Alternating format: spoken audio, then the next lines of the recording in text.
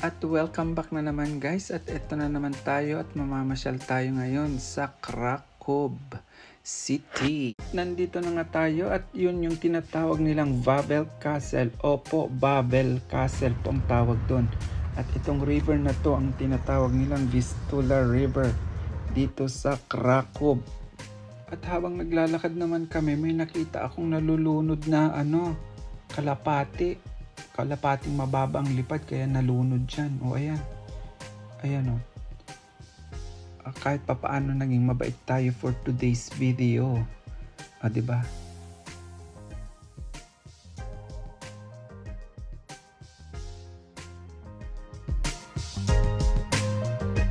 Alam.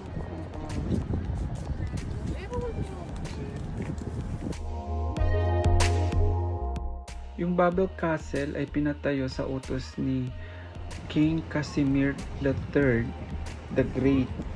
At hindi po ito Marikina. Opo, katulad lang po ng Marikina, may mga floating restaurant din dyan.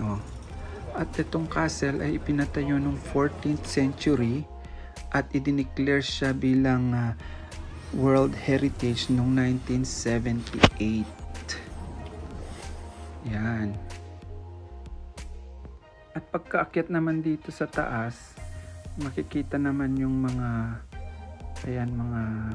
hotel, tsaka yung mga floating restaurant dyan sa may gilid ng Vistula River. At dito sa taas, ito na nga yung mga tabi-tabing mga building na kung tawagin nila sa kanyang disenyo ay Romanesque, Gothic, Renaissance at Early Baroque. O bahala na kayo dyan kung anong ibig sabihin ng mga yon.